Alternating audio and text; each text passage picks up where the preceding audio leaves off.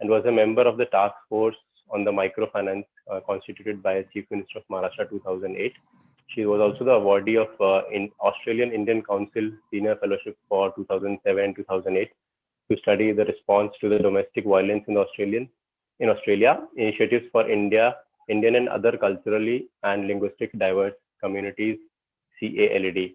Her PhD is in the field of sociology from SNDT Women's University, and her main research interest lies in women's studies, interdisciplinary areas of history, sociology, and social anthropology. She's also undertaken research across India, particularly in states like Gujarat, Maharashtra, Tamil Nadu, Karnataka, for national and international agencies to investigate state community response to domestic violence and self-help groups, gender issues in educational, scientific, and private sectors, and developmental deficits in urban slums. And I cannot think of any other more prominent speaker, and this it's wonderful opportunity to listen to her, especially at this moment when we are also in a part of the process of a 16-day larger social media campaign which is going on against domestic violence, and the topic which she will be covering on feminist research methodology. So it's a great honor to be part of this group, and I would like to open up the space for ma'am. And before we begin, I would also like to remind the participants to please keep their mics on mute and kindly jot down their questions. They can post in the chat box so that at the end of the series of lecture, we can have a fruitful discussion. And yes, that's all from my side. I'm over to you, ma'am. Thank you very much, Sri, for your very warm welcome. And I would like to begin by thanking Professor Mani Mekle for having invited me as well to this very exciting forum. And before I begin, I need to tell you that I have a deep connect with Tamil Nadu for the simple reason I spent my childhood there. And later on, I was a student of the Women's Christian College in Chennai. It used to be Madras when I was a student there. And there's also a long family connect because I come from a small district called Kodugu in Karnataka. That's where the River Kaveri begins its long journey down to through Tamil Nadu as well. So this is indeed an honor for me to be here. And the topic that I'm going to talk today is really on the politics of feminist research. And in this framework, I would like to also bring in discussions on methodology, method, and techniques of research. So this is the broad framework in which I'm going to address you. But at the outset, I would need to remind all of you about the roots of women's studies. Where did it all begin? Women's studies honestly began in the various struggles for liberation of women, which was spread across the globe in the 1960s and 70s.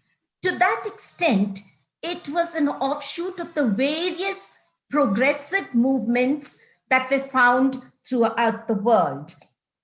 And it came out of the consciousness raising sessions that the autonomous women's groups organized to empower women with the knowledge of their rights and their gendered location within this canvas of life.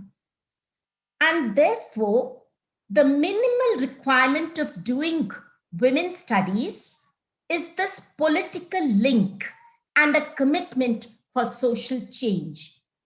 It aims to question the structures, institutions, and ideologies that frame or inform women's gender subordination. Therefore, the obvious question which can be asked of me, does any discipline which focuses on women become women's studies? And my answer would be no. Feminism is the theoretical underpinnings of women's studies, and feminism is very briefly an ideology, a political system and action that consciously opposes all forms of misogyny and sexism, which may range from everyday language, the sexist jokes, values that denigrate women socially, legally, and sanction the denial of women's rights and commitments within the home and society. So, feminism is a complex system. It's not that simple because, like any philosophy, it comprises 3 or 4 core questions. One is the ontological question, that is, what is reality? The other is the epistemological question, how do we know what we do? And the third question is ethics, of course. And within this is framed by what is human nature? And from the feminist point of view, what is it to be in a gendered location? So human nature, which many mainstream philosophies have seen as dichotomous halves, man and woman. Therefore, what does it mean to be the other as defined in all male philosophies? Now, there are many kinds of feminisms. There's no one kind of feminism, and there's absolutely the whole canvas of philosophy is open for feminist interpretation. Ultimately, feminism is not a set of received wisdom. It is a set of open-ended questions about the construction of gender identities. And this diversity of locations, feminist locations, arguments about what is feminist ethics, how do we create a just society, what is it that women want to overcome or realize equity? Is it because can we ask for equality on the grounds that we are same as men, that we should have, or do we ask for it from the point of view of our differences, which are biological and real? Because the act of motherhood, for instance, is a difference that we have. So in current feminist theories, especially, are very complex, and we need to accept that neither gender nor sexual identities are taken for granted. Each of these are transient, fluid, and diverse, and these identities we accept are socially constructed. They are not necessarily intrinsic and something which idealist philosophers would say pre-given. And then there is also the evolution of feminist thought as feminist questions were posed by more and more gendered, by women of diverse social locations, those who were discriminated on the basis of their caste, class, and ethnicities. And from their positions, we need to recognize that feminisms have also become much more complex. We need, today it's pre-given that you don't just look at a gendered question, but we also look at the locationality of people on the basis of class, caste, and gender. Now, the question of research is my main target of today, and therefore, first and foremost, we need to accept the complexity that the recognition of gender as an analytical category does to all social questions or all research questions. Today, no scholar ever does a research, whether from mainstream disciplines or otherwise, without accepting that gender too plays a very specific role in the entitlements that people are entitled to.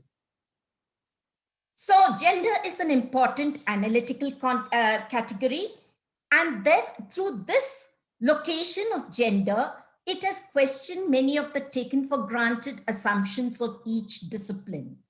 Such critical interrogation of various disciplines from the standpoint of women's experience, as you will admit, is because of the questions that we have women's movements have raised in order to point to the subordination of women.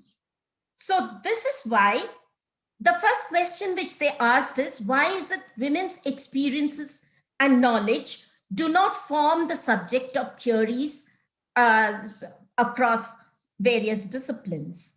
Because let me briefly say, and this indicates that all knowledge systems are not abstract or transcendental. They are created by men of a particular class, location, and it is never value neutral.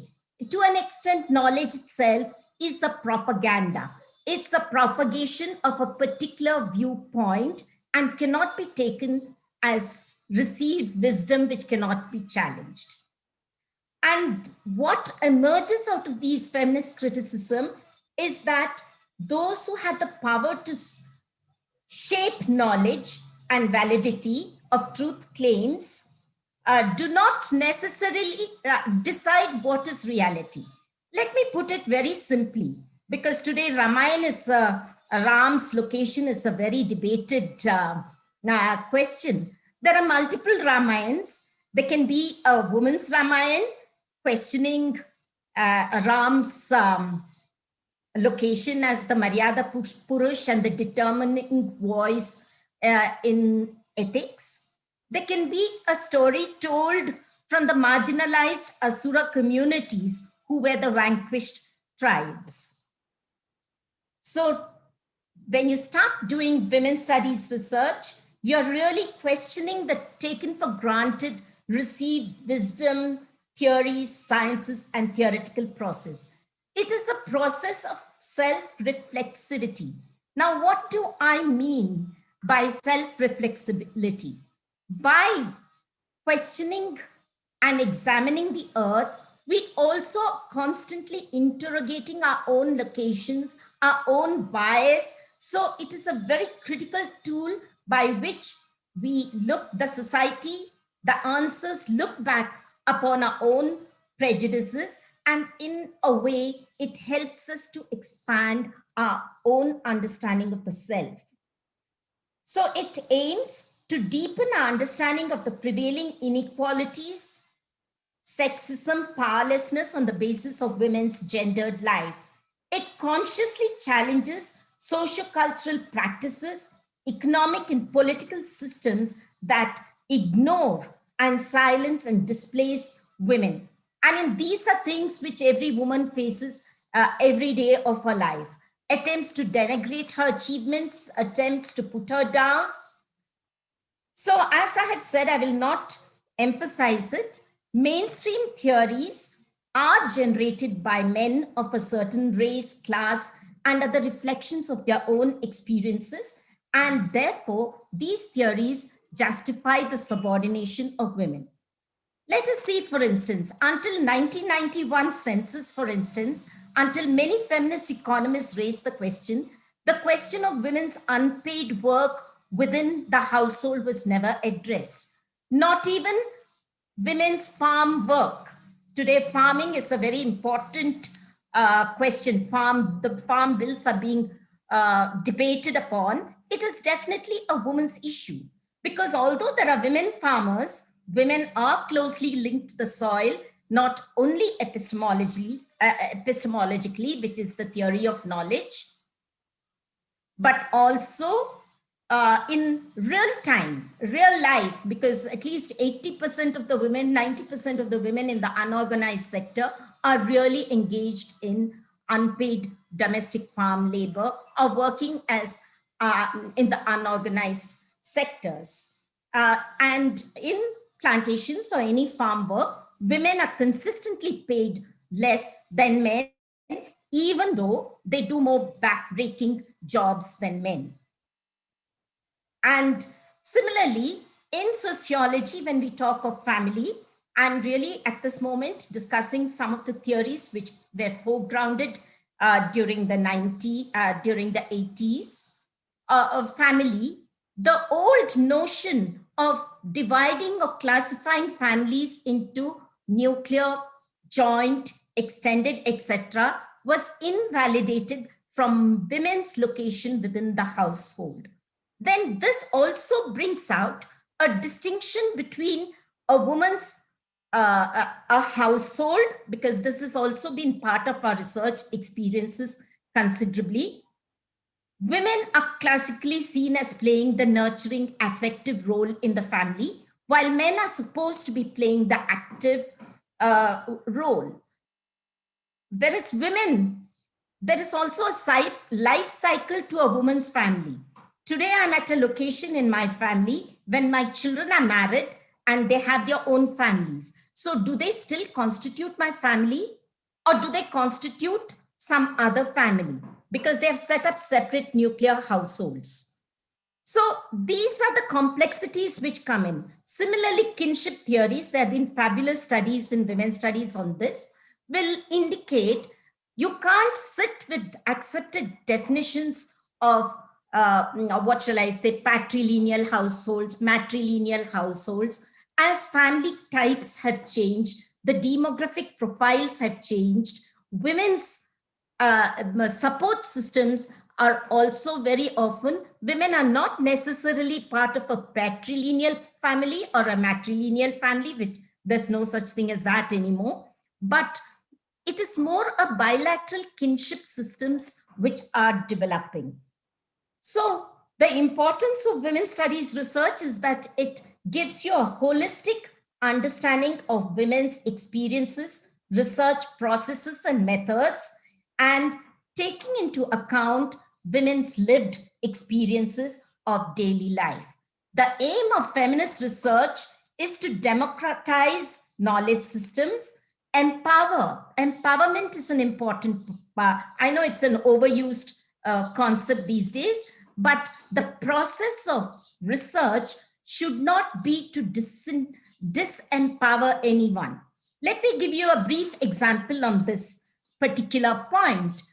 Like, there was a particular study when we were doing the domestic violence studies, where this person, one particular organization, a woman complains that she's beaten. The organization felt it, in order to realize objectivity of research, to maintain the objectivity of research, they should ask the neighbors. See, one thing, they asked an invasive question like how many times you're beaten, how many times you're kicked. From my feminist point of view, I'd see this as not a necessary question. It's a violation of a woman's privacy. It's insensitive to what she's undergoing. The very fact that she has felt the need to come out into the open to express the anguish that she feels itself should be an enough indication that she could not take the structural and other forms of physical, emotional, mental violence that she was she had to put up with. Then, to go back to this questionnaire, they went around asking the neighbors, did she really get beaten? I think it is, in a way, trying to say the woman is incapable of telling the truth. And that is extremely violative. So, therefore, the purpose I told you of feminist research is to bring out this kind of sensitivities. So the key question from here, I am jumping a little because I want to come to the key question. It assumes, of course, that all women have their own unique perspectives to bear, which affect their lives and everyday lives. These new perspectives, used to critically examine existing knowledge systems and to build new ones, are what women's studies research aims. Now, the question is there a feminist method? Now, as I said at the outset, there is always a discussion on, there's a link between theories, and methods and techniques. So,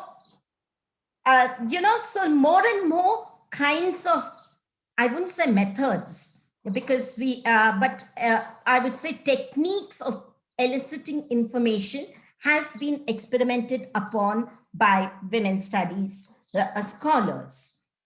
So These efforts to capture the experiences and voices of powerless, that is women, also resonate. It's not also unique to women. We have to admit it's also something that subaltern groups have also tried. When we speak of subaltern histories, for instance, that was also an attempt to challenge the silencing of people, the artisans, the craftsmen, the everyday workers, the peasant communities, and tribes who have challenged, for instance, colonial domination. And it's an alternative vision to the dominant construct of colonial history and the construct of national histories. So the advantage of this is that histories also resonate in diverse voices. So similarly, when you start looking at all the data systems, knowledge systems from the point of view of women, it gives a totally different viewpoint. So therefore, do we need different methods to do women's studies research, or do we follow the mainstream methods? Is there a method that is uniquely feminist? And how different is it from social science, humanities methods? So many will argue there is no research method that's exclusively feminist. Rather, methods come with a quantitative and qualitative research tag, but these research tags, whether you're doing qualitative or quantitative, are adjusted to meet the feminist principles. Therefore, while we draw our insights, frame our hypothesis, and examine areas of research differently from certain different kinds of theories, this is one of the arguments, there is one scientific method that is common to all sciences. That is, there has to be principles of validity, justification, theoretical locations, etc. Contradicting such a position, others will suggest that as dominant paradigms fails to capture women's lived experiences, feminist research has evolved through struggles to establish gender equity. Let me make this a little clearer to you. Now, a very simple way, see, at one time we were doing some research on sexual harassment, a simple enough study. So when we went to, and across the country, we were looking at this thing. So one of the questions in this issue, one of the key issues was, is there sexual harassment of women across scientific research institutions across the country? So the first thing we were confronted with when we had focused group discussions with various women was there is no sexual harassment. Then, are you on the same location as men? Do you feel any difference? Do you feel any deprivations? They said, no, I have money, I have position, I have location. So this is one way of looking at it. But the other way of doing what we approached this problem was put in not maintaining an objective silence and distance from the participants, but rather break those divides and reach out to them as women and admit or state, explain at that point of time it was necessary, what is meant by sexual harassment and how common it is across the lives of all women. And it was only at that point the stories of harassment came out. How, for instance, a scientific officer in one of the agricultural institutes in Maharashtra was denigrated as, the demonstrator in the lab calls her Bai. Now, Bai means lady at one level in Marathi, but at another level, it means, they call the domestic help also as Bai. So indirectly denigrating her down, not giving her the respect of a scientific author, a scholar, authority, but rather denigrating her down to the level of being just a woman. So And then we realized when they claimed satisfaction with their role, it was a relative defense mechanisms. And compared to maybe other women, they enjoyed a sense of self-worth, but really they were not on par with their male colleagues. And that is not the, I just wanted to show how you need to revise not your method, but that is the technique of gathering data. That is the third component or important component of research.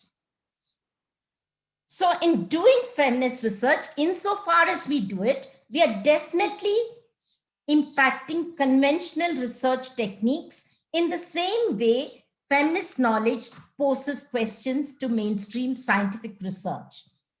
The debate is, so today, of course, feminism is, feminist research is a very important emerging field of research. And let us also subsequently discover what kinds of feminist research happens and how are they different from other sources. Now, very widely, feminist research has also undertaken various sociological research like survey, experimental research, field research, and this can also be within the positivist framework. I think when I say use the word, because I know there are students also in this group, when I use the word positivist, you understand that. Because very briefly, I'll put very simply, this, it goes back into the history of science when the 17th century, Descartes first brought out this notion of I think, therefore I am, and privileged rational thought as the only way of knowing. In other words, the image of a scientist that you have in this particular paradigm, which even people like Newton, etc., followed, was a mechanist construct of the earth, nature, and the assumption that with the right use of reason, you will be able to understand reality. Because the purpose of research, whether social or scientific, is to understand reality, to advance the body of knowledge ultimately. So from that point of view, in the 19th century, many of the senior scholars here like Indra would be able to affirm with me, the concept of a mechanical world existed. There was also a very colonial approach to domination of man, which meant the white race over colonized people. And there was also the image of social evolution of human beings, human societies. And in this concept of social evolution was the idea that the human societies also evolve exactly the same way as the species has evolved from simple animals to more complex animals. When it's applied to human society, it means from simple society to the height of European achievement, European 19th century civilization. By the 20th century, of course, these ideas were, and this is seen as positivist kind of a framework, and for which social research stressed survey methods, you could have experimental methods, field research, etc. But there are feminists who have also undertaken this kind of a research, but this research is tailored to meet women's needs. Like, for instance, if a gender blind study would, if you're looking at, shall we say, citizenship attitude, the attitude of citizens to the existing political conditions, and you don't define the concept of a citizen to include the diversity of people's location and include gender, and you only approach randomly. There is space for random sampling also, but you just go by men, taking men's opinion on the assumption that men are the citizens of this country. There is a huge bias, and that kind of a study can be invalidated. Then another thing which feminists particularly are very comfortable in is qualitative research. So what they have also, what kind of research they've done is also adapting conventional qualitative research such as in-depth interviews, participant observation, document analysis, ethnography, deconstruction, and other techniques for feminist needs. That is, from the location of women and gendered locations. Then they can also be interpreting women's reports, experiences, cultural products like films, writings, etc., on the basic assumptions shared by qualitative and interpretative. That is, you're just shifting the focus by gender. The basic element is to do qualitative and interpretative research, but focusing on women's experiences or knowledge, or by using distinctly feminist methods that reflect feminist political commitments and the realities of women's lives, such as consciousness raising, group diaries, oral histories, conversations, and dialogues. This opens up a whole new area of research, particularly in today's context when online social media platforms are available. So you can also start creating blogs, dialogues, discourses, conversations, group diaries to discuss a particular topic and initiate research. Now, what I've been talking of so far has been the interface between theory and method. That is methodology, method, and techniques. Theories, in how do theories inform research? It informs us in the selection of the problem, which I just said. If you are interested in understanding citizens' view on the current socio-economic and political situation, or maybe the farm bill. Yeah, is there something someone wants to say?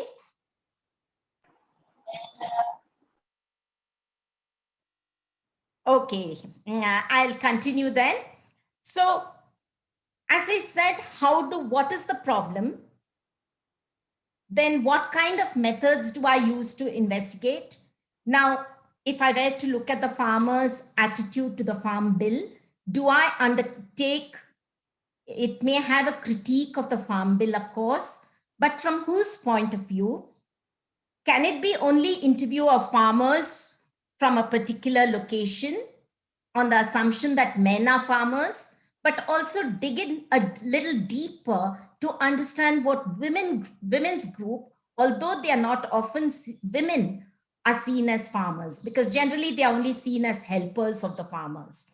And women also accept this idea and they say, we are not doing anything. We just help around the house. We only do, what are you doing? We are doing housework. And what does that housework involve? It will also involve in a farming household, farm labor. So there is no one definition of theory. A very broad understanding of theory will be a flexible and dynamic construct that suggests a logically and unified established laws, which are modified and fitted to fit in data unanticipated in their formation and guiding the discovering new generalizations. As I just told you, a simple assumption like, say, sexual harassment, that all women undergo sexual harassment in universities and colleges, also proved false when we visited some other institutes and we probed very hard, these were engineering colleges, to find out if there really harassment of students in professional colleges. This was, of course, restricted to Bombay. And at that point of time, what we found is there really was no harassment now of women in those particular institutions. Therefore, we cannot force down this hypothesis that the women from this particular engineering college are harassed. We have to give up and modify our theories accordingly.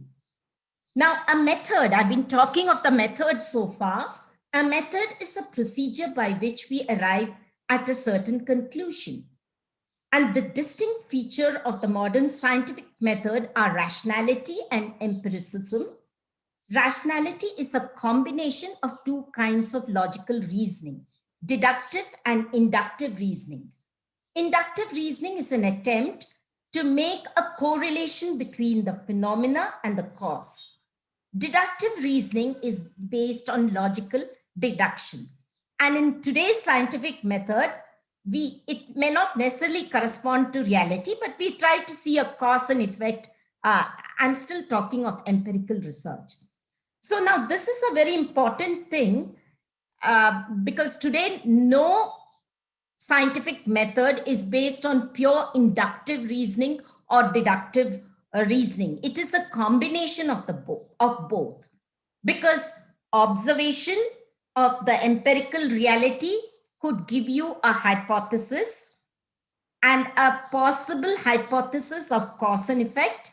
And then from that deductive process and further inductive examination of the field, you arrive at certain conclusions by which you change your theory or further modify it or throw out a theory. So, and the core formula, important thing of any research is transparent method, and replicability becomes a problem because today we realize that there is no such thing as meta theory. Increasingly, knowledge is seen as located, experiential, and limited to that particular locational or moment in time. So by this time, there were many challenges to social theories also. When two important traditions that have also underpinned women's studies research, which underpins most sociological research also, is the interpretative and the critical theory. The interpretative and hermeneutic tradition is concerned with the meaning in social interaction. Sociologists may also see it as symbolic interaction theories, and it states that the limiting research to observable human action. Say, for instance, what is the meaning? You have a signpost, you have a lamp, stop sign at the traffic signal, you have a green. What is the signification of that particular scene becomes an important aspect of your understanding. It's not enough to describe red light, green light, and orange light. You need to understand the significance given to that particular symbolism. So what we see is this tradition endorses subjective, this tradition, of course, the hermeneutic tradition, endorses the subject and objective distinction in the study. Max Weber, for instance, whose work initially inspired the development of this tradition, argues that the studying social phenomena involves studying conscious human agents who attached meaning or sense and meaning to their action. Then again, there's another very important strand of theory that is this is part of the New Left thinkers, which created the critical standpoint epistemology, which begins with the idea that the less powerful members of society have the potential for a more complete view of society. But these problems are also not that simple, because in order to, it may also say that all knowledge may be experiential.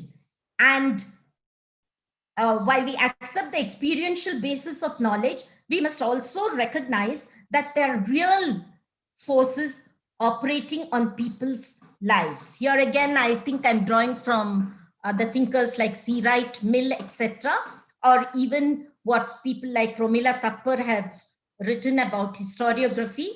There is a personal, there is an individual human autobiography, biography, or whatever you want to call, is also constructed through a web of contextual forces operating on them. For instance, as C. Wright Mill very clearly points out, a person who was a serf in a feudal society, in a, shall we say, in an industrial society, becomes a factory worker. So his choices, his entitlements, etc., get influenced by the location or the socio-economic factors that affect him. Similarly, when we talk of Devadasi, for instance, many people, many dancers have seen Devadasi as a choice. There have been some feminist writings also on this, that it is a choice. And they have critiqued some of the social reform movements which denigrated the Devadasi system. And the argument could be, can a woman of 18 make a conscious choice to become a Devadasi, to get herself dedicated to a temple? Or is there a context which determines her choice? These are also questions we should ask. Can any choice be free choice?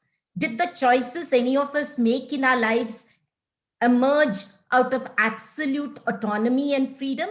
Or was it constructed for us through very, very complex webs of relationships?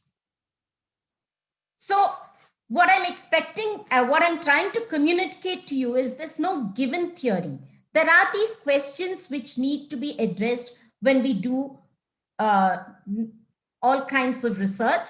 And some of these questions which I'm posing are also questions which global feminists, Dalit women posed to the dominant feminist discourse, and because of which feminism also had to rethink some of the choices they made. So these theoretical questions bring us back to the perennial issue of absolute knowledge versus relativism. Is it possible to arrive at absolute truth through research, or is research relative? Okay, I'll have to rush, I think, because I need to give you all time to discuss also. So I'm going to hurry a little. So feminist critique of the dominant research arises because of the unrecognized and value-laden assumptions based on male research bias, overemphasis on empirical and quantitative data, denial of the validity of qualitative data, lack of involvement of the researcher to the subject, and a process which is impersonal. And what I have tried to point out through my talk is there is a need to empathize. Feminist research also begins with the commitment to the respondents. So the ethics of research become very important, that under no circumstance will we disempower the women in our quest to get our ultimate truth. I'll give you a simple example, and maybe if the time is up, I will open it up for discussion. I came across a particular PhD thesis, which was located in Kerala. And this woman, this researcher, was seeking to find out, what she wanted to do is the impact of tourism on relationships. These were not on marriage, because many tourists, white tourists, according to her hypothesis, came to India, underwent a kind of marriage to give an element of respectability, married these women, stayed with them, and then went away, left them after a year or two, or even 1 year within the end of their holidays, and left them to go back to their own country and stop paying them. And very often these women who were married, they came from good, I shouldn't use the word good because it's so loaded, but not from sex workers. They were middle-class women, maybe. And these women didn't even know English when they married, or any way of communicating with their husbands, but because there was a very large money transactions, they agreed to do it. So the first question I asked her is, how did you contact these women? What was your entry point? She blithely said, there were these areas where there are a lot of these white children also admitted to schools. Everybody knows what has happened, but they maintain the facade of respectability of a legal marriage for the sake of the family. And she said, how did you contact? Oh, I just went to the marketplace and asked the various researchers, researchers, the shopkeepers, are there any families like this? And then contacted them. Now, I would see this as the most offensive form of research. One thing, you have violated the woman's privacy. Secondly, you have got rid of that facade which she had of respectability and made her into a cast-off wife who was discarded by her husband for all the wrong reasons, and created a stigma of illegitimacy on that particular wife. So what the essence of feminist research is, we accept we are subjective. We accept that we are politically committed. We do not say that we are value neutral. So I think there are many models of feminist research which I wanted to discuss with you, but I think we are running out of time, and I told there are quite a few questions. So very briefly, what I've done is begin with how feminist studies grew, its location in feminist theories, and the issue of methodology, method, and techniques, and how feminists have modified techniques, even in empirical research, to meet the needs of feminist research. Yeah, thank you. Thank you very much for your patient hearing, and I think we have to go on to the questions fast. Yes, ma'am. Thank you, ma'am. Thank you for covering a wide canvas on a range of issues. Thank you for walking us through the journey of different roots of feminism and how we are challenging different structures of knowledge, and your wonderful line that knowledge itself is a propaganda. So we have to start questioning the very basis. Even what we're doing in universities is propaganda. Yes. And then what feminism is not about receiving, accepting the wisdom, nothing godly, and it's questioning at the very basis of creation of knowledge. And how you touched upon the concept of self-reflexivity and how the position of women itself in family is challenging the notions of different definitions of family. So there's a whole process of research, feminist research itself being an empowering process. So the what Gandhi would have said, means probably are equally important as the end. And then how beautifully you have touched upon the research of the sexual harassment, where you talked about the silence itself being, the relative defense, and then how a researcher looking from a feminist point of view can, pinpoint those awkward silence and bring out new knowledge. And how it's still we are in the field of evolving feminist research methodologies, and how inductive and deductive processes are related. And at the end, you're leaving us with more questions, and the way you have touched upon this subtle idea of choices, and the feeling of uncertainty. Then suddenly are there any choices, or are we all constructed? Are we not making free choices in life? So it's a powerful idea to to stick to and to ponder upon later. And I myself have a lot of questions, but I'll probably use this opportunity to thank you again and open up this space for, I can see a lot of questions coming up. So I'll request all the participants to kindly introduce themselves and please ask your questions. And in case you're not comfortable, then you can post in the group, then I can ask on your behalf. So I'll take Ananya Chatterjee's question. Yes, Ananya, you can please ask the question.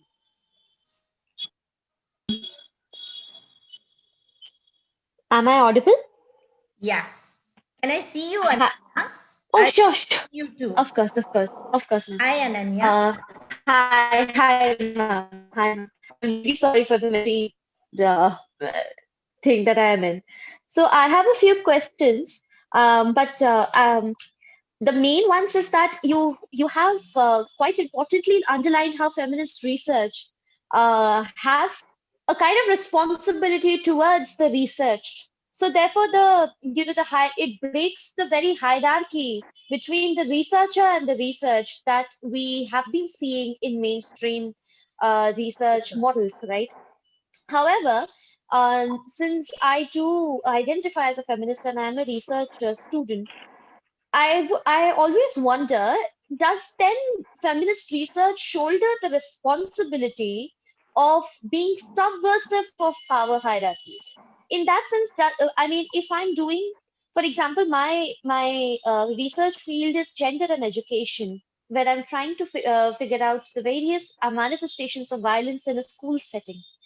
Yes. So does my research then have the responsibility to pave the way for interventions within such manifestations of violence, or is it then can it be a starting of a social movement? That was my first question. The second is that since many feminist research has adopted qualitative research techniques, given its wide scope of interpretativeness and hermeneutical analysis and critical analysis, then how does one, a feminist researcher, how does one do qualitative research? I mean, doing or maybe a mixed method research. So that's my second question. Yeah, your questions are really wonderful. I think, like all knowledge systems, because the responsibility of all research is also dissemination, which can make people aware. So it may start a political movement, it can create a great deal of awareness. There are feminist policy based research, like many of the large studies we have undertaken at the research center, like for instance minority studies, etc. What we did is, because you see there are two kinds of needs. Qualitative data gives you one kind of information. I'll give you a simple story. Now you come across a woman who has a domestic worker, no, I'd say an agricultural worker. It's a very old story, but I'm just placing it to clarify issues. She does not take her child to the hospital when the child is sick, very ill. Now, why does she not take the child to the hospital is one question that we can ask. Now, this is something you will never come across in statistical information. They will say access to data, no, access to hospitals, no access. But here was this woman who would lose her daily wage if she went for many kilometers to the hospital. And without the daily wage, the whole family goes hungry, 1.1. Secondly, in the hospital system itself can be so intimidating. There is a queue. There is paper filling.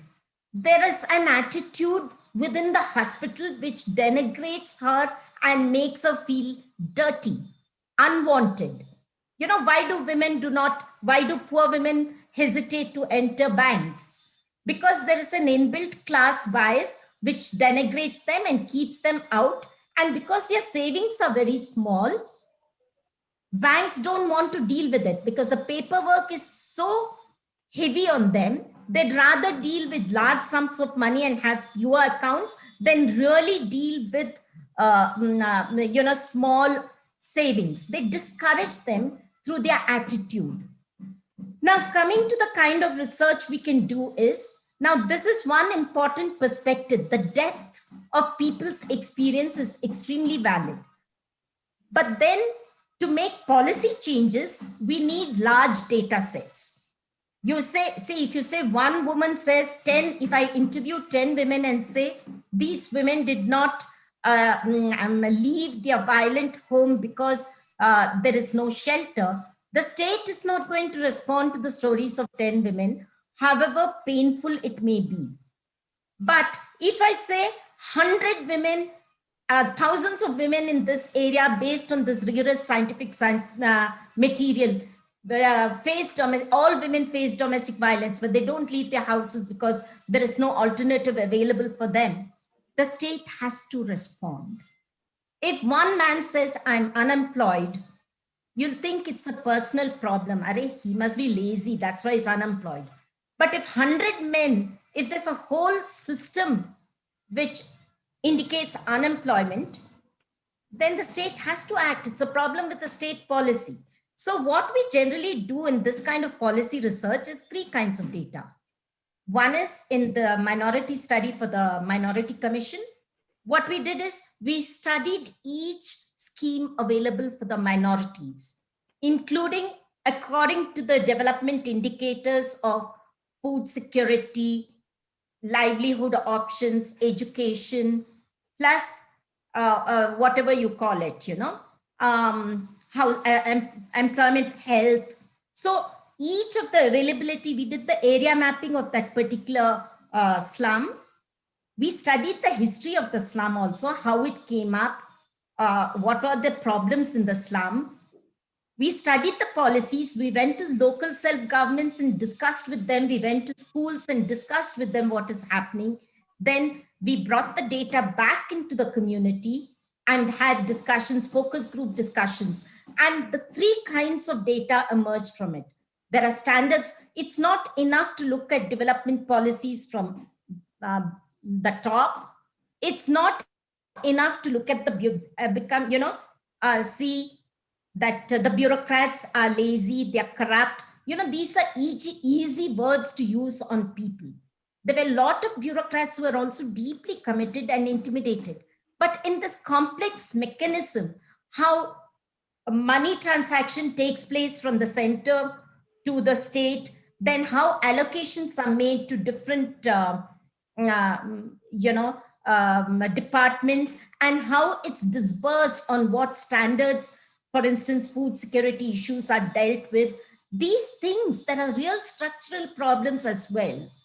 And the people, some of the sensitive issues, this is of interest to you, Ananya, that's why I'm going to tell you. Like when we went to the municipal schools, we asked the children, why did they not go? Now you see, there is, what shall I say, subtle discrimination by the teacher. Why don't they go to school? Leave the situation of health, etc., which is a real issue. But when they go to school and one day the child is absent and the teacher turns around and tells, obviously a very biased Hindu woman turns around and tells the child, Are, was it your father's marriage that you did not come to school today? That child will never go back to that school again. So both sets of what I'm trying to tell you is nobody uses purely quantitative research or qualitative research when you're dealing with this kind of issues. We use combined methods, multiple methods. I hope I'm clear to you. Thank you so much, ma'am. Yeah. I have, ma'am, one more question for you.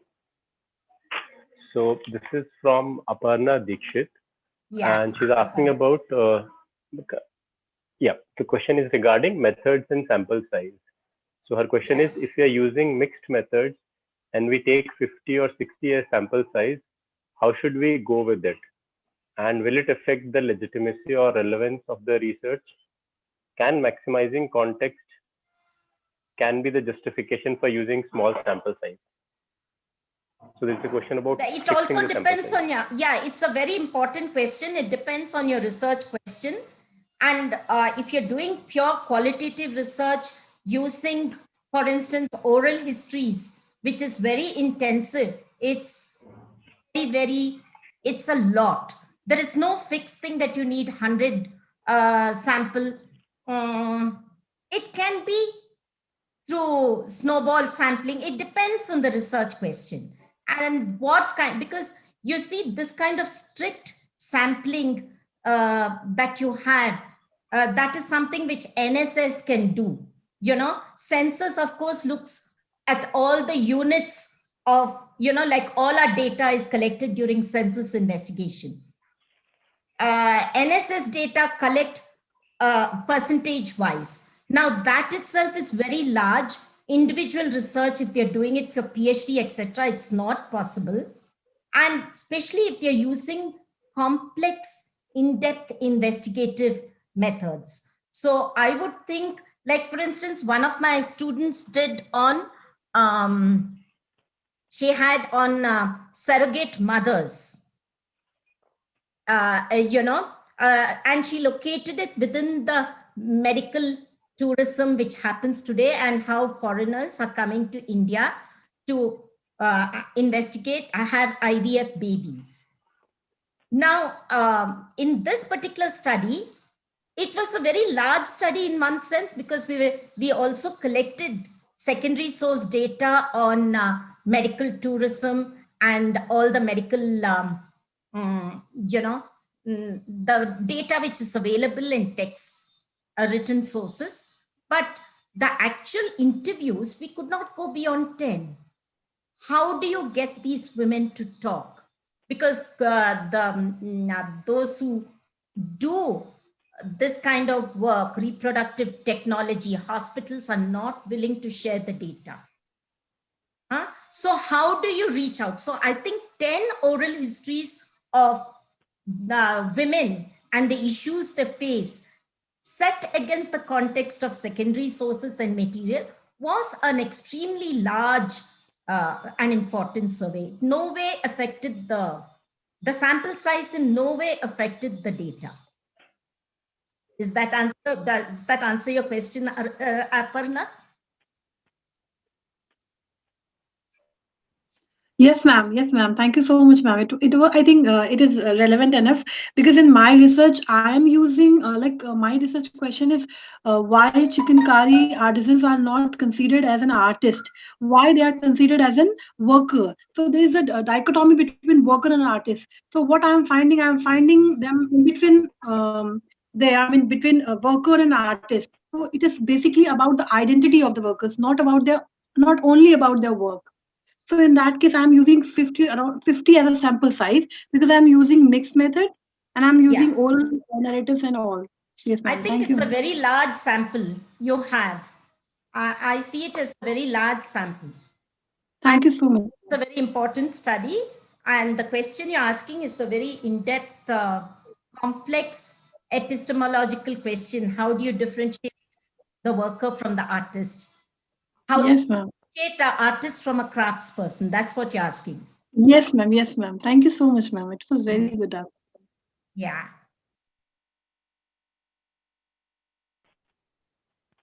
One more question. Yes. Sri, can I just add to what Veena told to Aparna? Some more points, Sri? Yeah, certainly. Yeah. This is again, my student also did on Some of the ways surrogacy. in which feminist research. Sri, 1 second. I'll just supplement and you can move to next. Sri Kumar. So so I just to add to what Professor Veena told about the methods. Two researches we have done. One is on, of course, surrogacy. So there we also struggled to contact. We actually were so ambitious to identify 100 surrogate mothers, but we could succeed in identifying 33 participants, thanks to my student who did a PhD on that. That could be possible through an association which is running, which is working for the rights of the surrogate mothers. So I think there are some ways you can also approach to get these data, of course, using mixed method. Similarly, the garment workers, the adolescent girls who are working there in the garment sector, textiles, spinning mills, etc., under some scheme called Sumangali scheme. It is not possible to go to the factory and collect the data. So we were to literally on their festive days, Deepali or other festives, there only they get some holidays and at home. So sometimes it was through the NGOs who celebrated the days, bring these girls, sometimes at home. So with the help of them, we used mixed methods. And it was not just collecting the quantitative data. Some part of it was quantitative, but a lot of them are quantitative, and of course the surrogate mothers also. So this is what I think the feminist techniques must be adopted to the situation where you may not end up with what you actually planned. You will end up with different techniques to be used, different methods to be adopted. So that is the uniqueness and specificity of feminist research. Thank you, Professor Veena, for thank you, wonderful Manimekle, for discourse. adding. Yeah. Thank you very much. I'm happy that the students are with more questions, so you'll be able to do that. Yeah. Thank you Now so over much. to Hello. Or, shall I add something? I just want that'll be yeah, nice. Indra, Professor Indra, Hi. welcome. hello. No, I just want to add from our own research how, mainstream research assumptions about women's participation in decision making. Actually, we did ask, first question is whether she is participating in decision making or not. Then the other questions are, why is she not participating? If she is not participating, we also asked, why is she participating? Because, that is very important. She is participating because she is given an opportunity, or there is no way because she is the only person in the house. That is why she is participating. And when the question about why is she not participating, it could be one reason is she feels that she is not confident.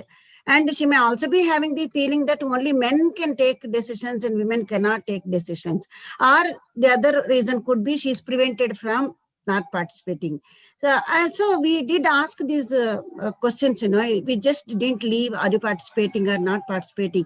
It is important to know why is she not participating, so that, it will have policy implications will be there. We did a study in Madhya Pradesh and Karnataka.